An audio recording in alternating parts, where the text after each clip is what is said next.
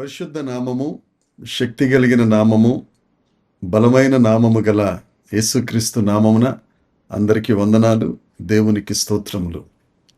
మన రక్షణకు ఆధారమైన దేవుడు, మన నిరీక్షణకు ఆధారమైన దేవుడైన యేసుక్రీస్తు ప్రభువు వలన మనము సజీవ లెక్కలో లెక్కించబడి ఈ నూతన దినములో మనము ప్రవేశించినందుకు సమస్త మహిమ, ఘనత, ప్రభావములు యేసయ్య ఒక్కరికే చెల్లునుగాక. ఆ దయగలిగిన దేవుడు ఈ నూతన దినములో మనకు అనుగ్రహించిన దేవుని యొక్క వాగ్దానము, కృపావార్త. యెషయా గ్రంథము 52వ అధ్యాయము 6వ వచనం. కావున ఇచ్చట నేనేమి చేయవలెను? ఇదే యెహోవా వాక్కు. నా జనులు నా నామము తెలుసుకొందురు, నేనున్నానని చెప్పువాడను నేనే అని వారు ఆ దినమున తెలుసుకొందురు. దేవునికి స్తోత్రం కలుగునుగాక, దేవునికి మహిమ కలుగునుగాక.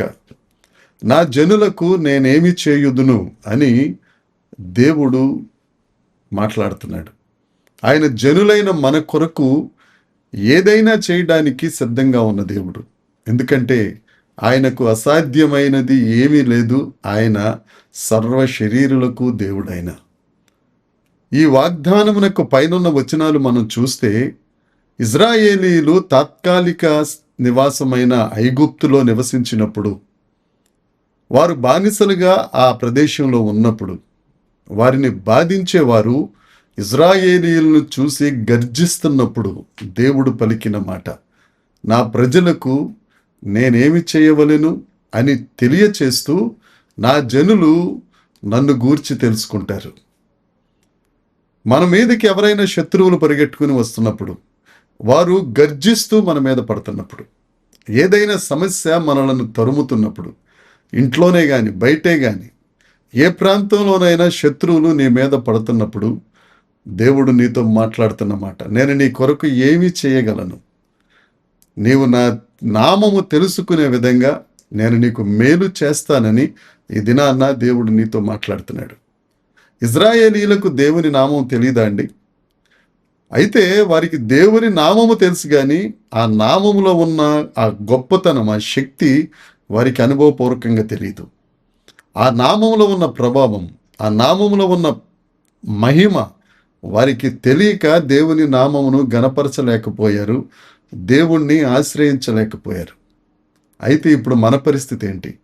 మనందరికీ ఆయన పేరు తెలుసు, ఆయన నామమును మనం ప్రార్థన చేస్తున్నాం, కానీ ఆయన నామంలో ఉన్న ఔన్నత్యం ఎలాంటిదో, ఆయన నామంలో ఉన్న గొప్పతనం ఏంటో, ఆ బలమైన నామము యొక్క ప్రభావం ఎలాంటిదో ఎరిగి ఆయన సన్నిధిలో ప్రార్థన చేస్తున్న వారు ఎంతమంది? అపోస్తలుల కార్యములు 4వ అధ్యాయము 12వ వచనంలో ఆ లేఖనంలో చెప్తున్నమాట, ఆకాశం క్రింద భూమి పైన ఉన్న అన్ని నామముల కన్నా పైనామమైన యేసుక్రీస్తు నామమున మాత్రమే రక్షణ కలదు.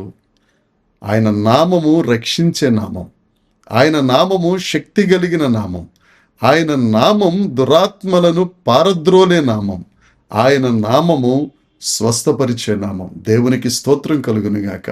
ఆయన నామమును మనం తెలుసుకోవాలని ఆయన మన కొరకు సమస్తమును చేయటానికి ఇష్టపడుతున్న దేవుడు. నా ప్రియ దైవ జనాంగమా, ఆయన నామమున ప్రార్థన చేయుట కొరకు మనం పిలువబడ్డాం. ఎందరైతే ఆయన నామమున ప్రార్థన చేస్తారో వారి ప్రార్థన ఆలకిస్తానని దేవుడు తెలియజేస్తున్నాడు కదా. ఆయన నామం పరిశుద్ధమైన నామం, ఆయన నామం శక్తి కలిగిన నామం. నా జనులందరూ నా నామమును తెలుసుకొందురు, నేను ఉన్నానని వారు తెలుసుకుంటారు.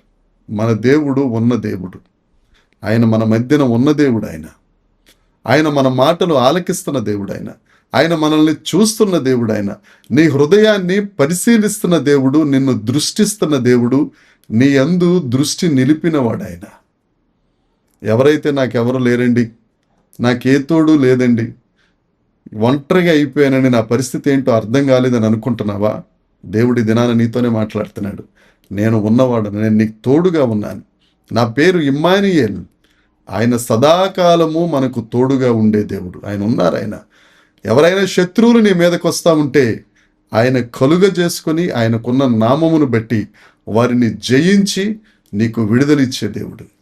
ఏ పరిస్థితిలో నువ్వు ఉన్నావో, ఏ కొరతలో నువ్వు ఉన్నావో, ఏ కొదువులో ఉన్నావో, నువ్వు దేవుడిని ఆశ్రయించు, దేవుని దగ్గరికి రా.